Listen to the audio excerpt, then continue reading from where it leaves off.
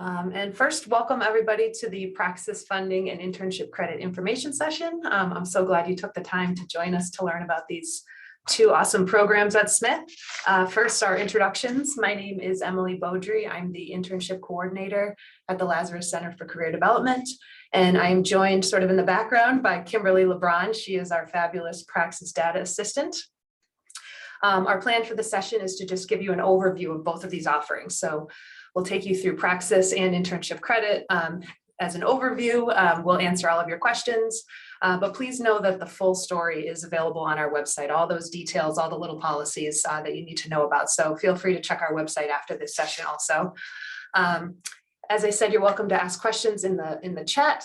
You can also wait until the end to open up your camera and ask questions then. We welcome any questions you have. I am recording the session so you can refer to it later or send it to your friends, whatever works. And then another little housekeeping piece I wanted to mention.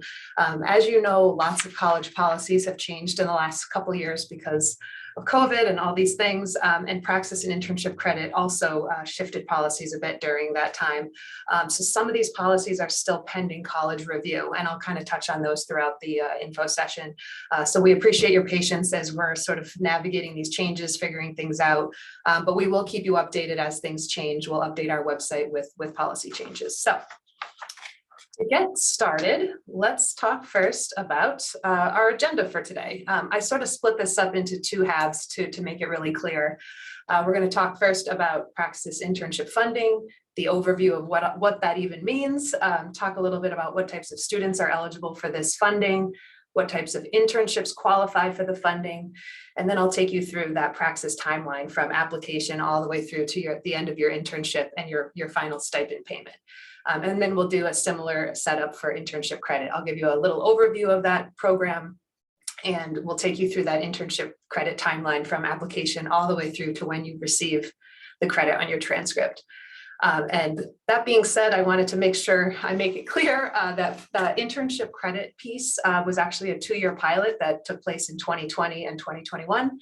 So summer 2022 is still pending college approval. I'm still going to go over all that information so you can be ready when and if that's approved. But just know that as of now, we're still sort of in a waiting pattern for that one.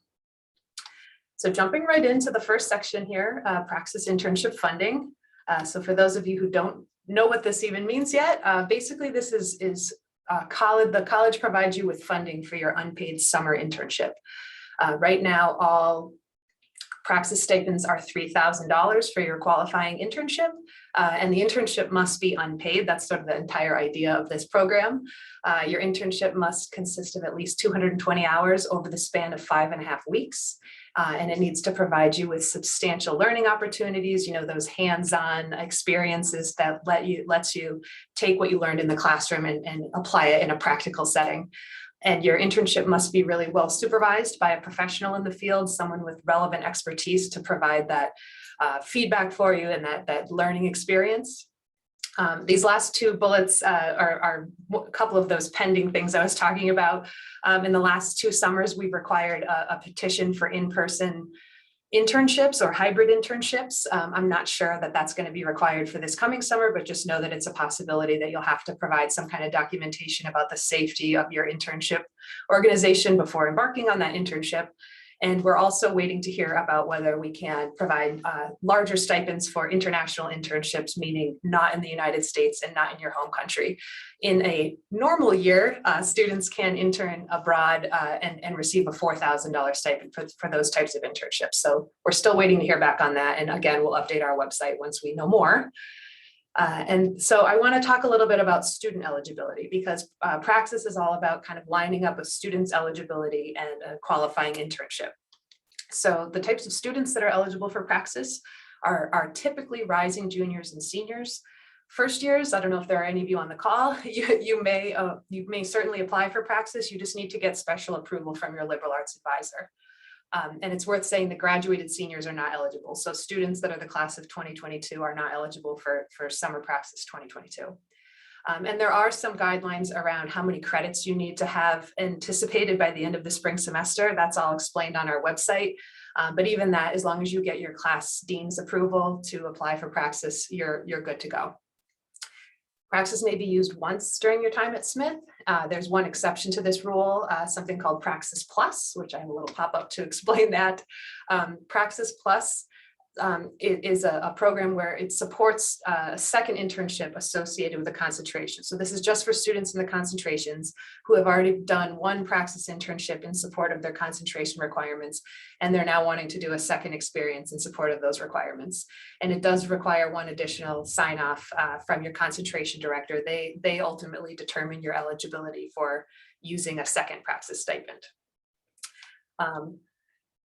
Students cannot receive payment from their host organization. As I said, internships must be unpaid. And you also can't receive funding from Smith College in any other way. So in other words, you can't double dip on Smith funding during your internship. Any funds you do receive are deducted from your total stipend. And this is all part of the application process. Again, there's one little exception. There are a couple of government department funds that can be combined with Praxis. And again, this is explained on our website if you want to look into that a little deeper. And you're also not eligible for Praxis if you previously participated in the same internship. We get this question quite a bit. And it's sort of a case-by-case basis. You know, if you're seeking to do exactly the same internship that you did last summer, that would not qualify for Praxis. If it's in the same organization, let's say a large organization, but it's in a different department doing a completely different set of duties and tasks, that may be considered for Praxis funding. Email us and we can talk about it. And like I said, we're lining up student eligibility with a qualifying internship. So here are some guidelines for what types of internships qualify for Praxis funding. As I said earlier, your internship must be at least 220 hours over the span of 5.5 weeks. This is to ensure that students are working no more than 40 hours a week maximum. But the beauty of the summer is you have quite a bit of time to get those hours in. And you can certainly negotiate with your supervisor, however it works for both, how it works best for both of you. And your internship does have to take place during the summer break. We can't fund any hours that take place during the academic term. But for Praxis, it just needs, your internship should be connected to your overall educational goals. It doesn't necessarily have to connect directly to your major, but it does need to provide you with substantial learning, career exploration opportunities. Like I said, that hands-on experience is what we're looking for as we're evaluating your application. Your internship also needs to support the work of the organization. So we can't give this funding for independent projects and things like that. If any other interns in the organization are being paid, and for whatever reason you're not, that is an internship that would not qualify for Praxis. It needs to be with an organization where none of the interns are being paid. And again, something we look for in the application is that your internship is really well supervised by a permanent staff member with that relevant expertise to give you the learning experience, including meeting with that supervisor at least once a week. So we want to say that you have a good relationship going with the supervisor throughout your internship. A little bit about internships that don't qualify for funding. Your internship can't be affiliated with Smith College. So we can't give Praxis funding for internships with a Smith faculty member, for instance. We can't provide funding for an internship that is hosted by a member of your family for obvious reasons. And I think I already touched on this, but we can't fund any hours that take place during the academic semester. It needs to all take place during that summer break.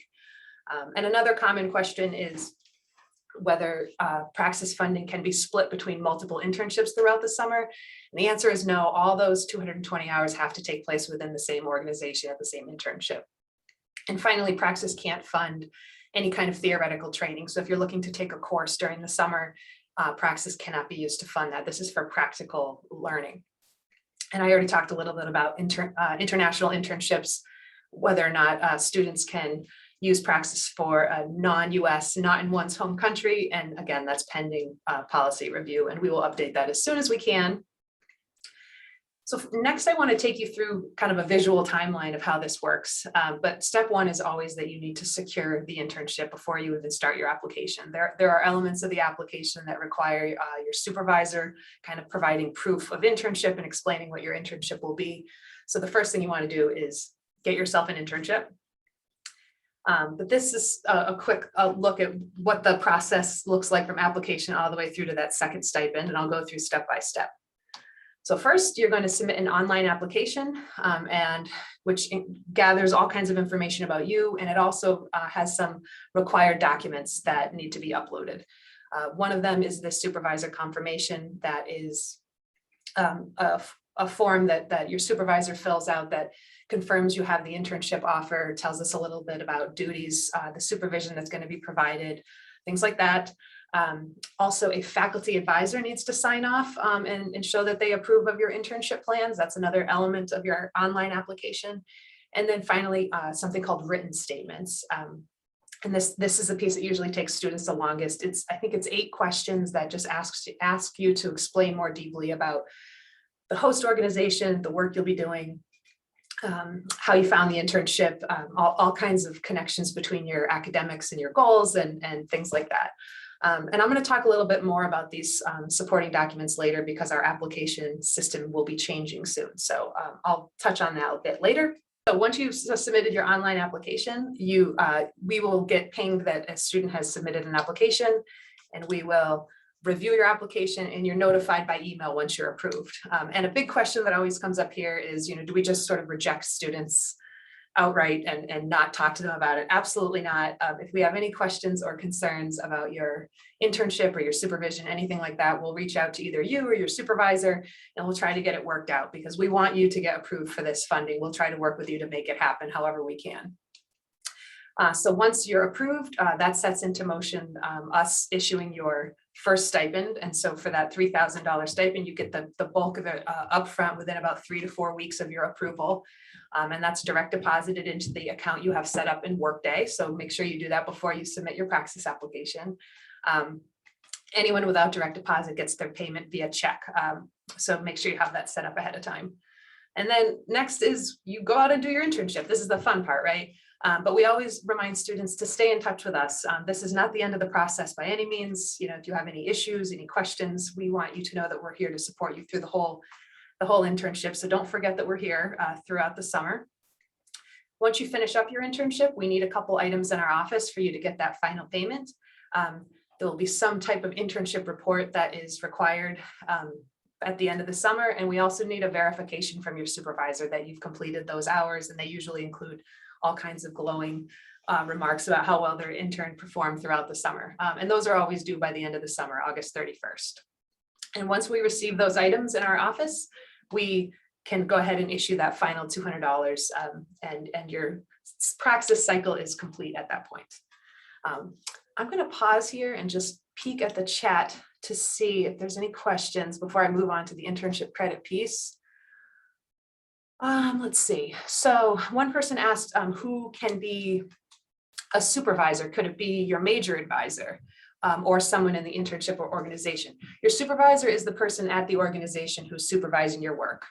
So sometimes that's a person that's maybe in the department you're working in. Maybe it's the director of the organization, but it is someone within that organization. Your Smith advisor signs off and approves of your application, but they are not actually serving as your supervisor. I hope that answered your question. Okay, good. So let me just, before we move on, just check the chat one more time. Yeah, I think I got them. And again, feel free to keep popping your questions in there. I'm happy to answer them as we go along. So now I'm going to move into the internship credit piece. And just for the sake of clarity, I separated Praxis and internship credit just to make it clear, but there is the option to combine these two, which I'll talk about a little bit later. But for right now, we'll just talk about internship credit. And again, I can't say enough, this is pending college approval, but I'm going to go over all the nuts and bolts of it anyway to explain. For those who haven't heard about this, this is the opportunity to get a quarter credit for your internship experience. And the most common question is, why would a student apply for this? And this is for students whose internship site may require that interns receive credit. That's more and more common these days. And it's also for students who just want to document their summer internship on their transcript. I know lots of concentrations directors are considering requiring credit for internships, just so they have that sort of official documentation that the student completed the internship. And it's also for students who need credit as part of their CPT application. You'll notice on that CPT form, there's several choices for curricular justification. And one of them that's listed is this internship credit, or it may be called IDP 117. In this case, first year sophomores and juniors are eligible, and you can actually use credit up to 3 times during your time at Smith. So ultimately it could be used each summer you're here. And the internship requirements are really similar to Praxis. I won't go over all those again, but it's a lot of the same words I used on that previous slide. In the case of credit, your internship does need to relate to your major, minor, or concentration. And for credit, an internship may be paid or unpaid. And this is what I meant about combining Praxis with credit. So if your internship is paid and you just want to receive credit, you would apply for credit only. If your internship is unpaid and you'd also like credit, you can actually apply for Praxis funding combined with credit. You'll have that choice in the application process to clarify what exactly you're applying for.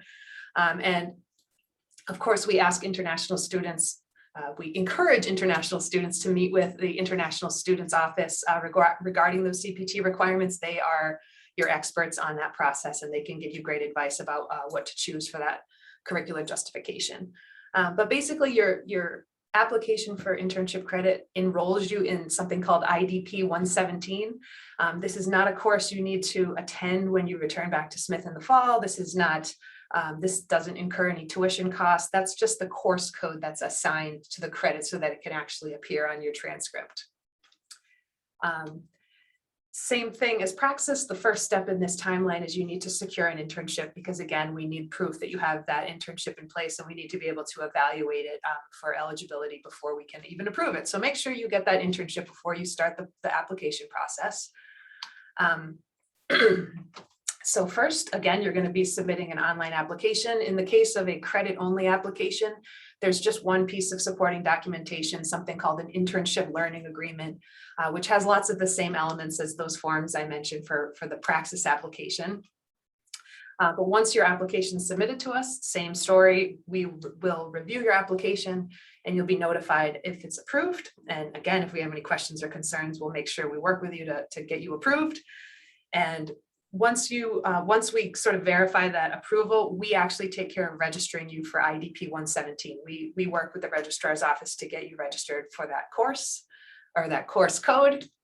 And then in this case, you go out and you conduct your internship, but we ask that you maintain a journal throughout the summer. So we give you journal prompts upon approval of your application, and you're going to use those journal entries to help you craft this something called a final reflective essay, which is part of your after internship requirements. So that final reflective essay is a bit more robust than the internship report I mentioned earlier. And it actually is routed directly to your faculty advisor, and they are who reads the essay, and they determine pass fail for internship credit. So in this case, we work with the faculty members closely also to verify that you will be receiving credit or not.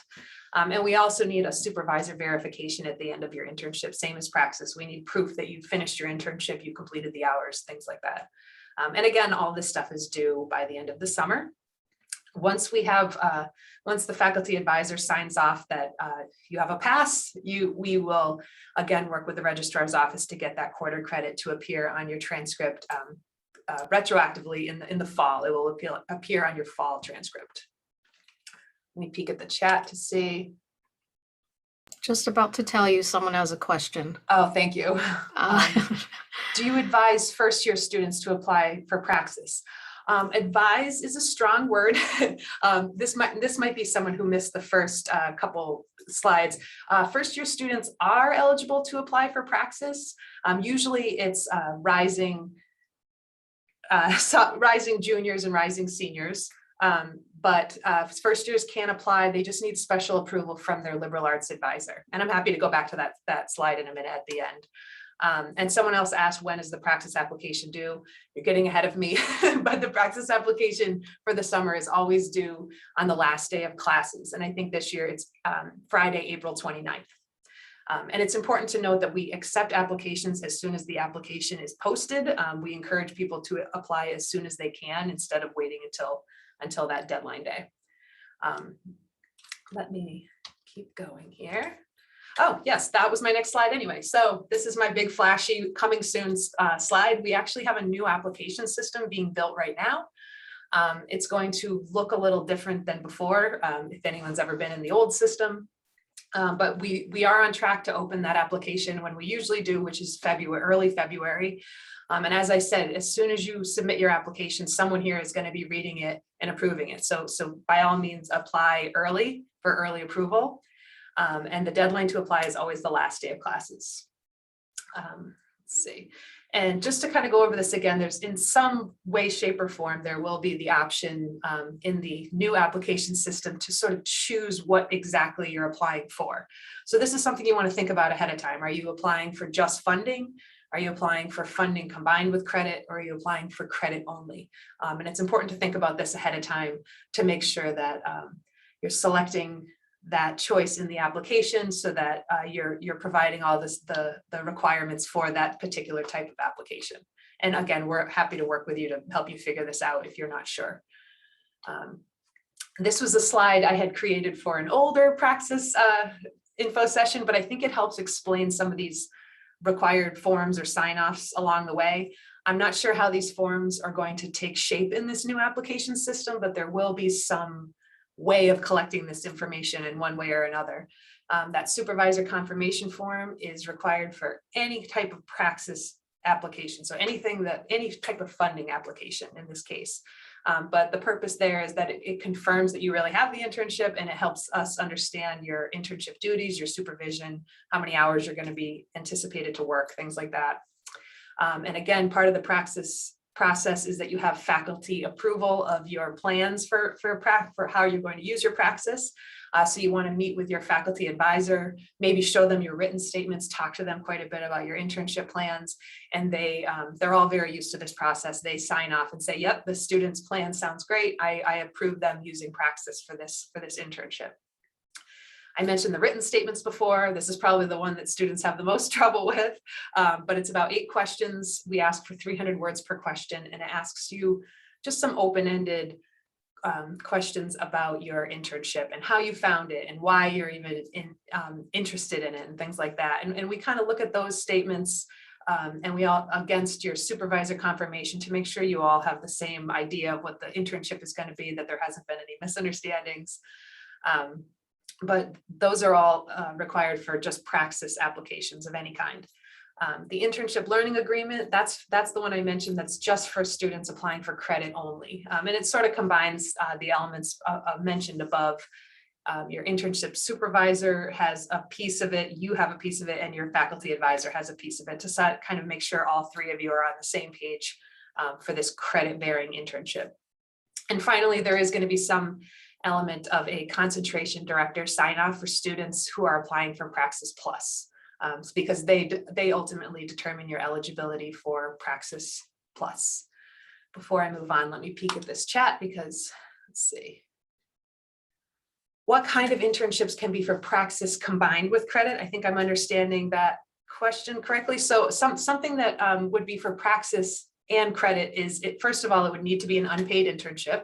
Because all the same criteria for Praxis would apply in that case. So it'd be an unpaid internship that for whatever reason you want to receive credit for. It may be that your host organization requires that you're receiving credit. It may be that you need it for your CPT application. It may be just that you want to have credit appear on your transcript and kind of officially document that internship experience. But I'm happy to talk to anyone kind of individually about their options and see if that option works for you personally. I hope that answers your question. Let me see, move on. So finally, this is a good segue. Just to make sure it's clear, the Lazarus Center is here to help you through this whole process. Whether you already have an internship in mind and you want to talk about whether or not it would qualify for Praxis, whether you haven't even started searching for internships yet and you want to figure out how to do that, we have all these options for you. Please know you can go into Handshake and self-schedule appointments with our advising team. For students who are still in the search process or the exploration process, we ask that you schedule a general advising appointment to talk about that. You may also opt to talk to one of our peer advisors during our drop-in hours, just to get some general orientation to all the resources we have to find internships. Maybe you've been invited to interview for an internship and you want to practice your interview skills. We also offer mock interviews, so you would select that choice in Handshake when you're making an appointment. Or if you have questions just about the Praxis process, eligibility, all these things, or internships for credit, you can select that choice in Handshake also, and that would book you an appointment with me directly. And as usual, you can, of course, email us. We're happy to answer any questions along the way. And finally, I wanted to, oh yes, I added just a quick note about, we have an upcoming workshop called Finding Summer Internships or Jobs on Thursday, December 2nd. This is hosted by Jason Bauer-Clapp, one of our fabulous advisors. I will also be on the call to talk a little bit more about Praxis for unpaid internships. So if you're sort of in that search process, this is a really great workshop to get you started. And then finally, I just wanted to make sure you had we have an email directly for Praxis and for internship credit if you want to get right to the source to ask your questions. Well, thank you everyone for joining us. I hope we answered some of your questions and cleared up any confusion. But I look forward to hearing from you by email or seeing your applications come in next spring. Thank you.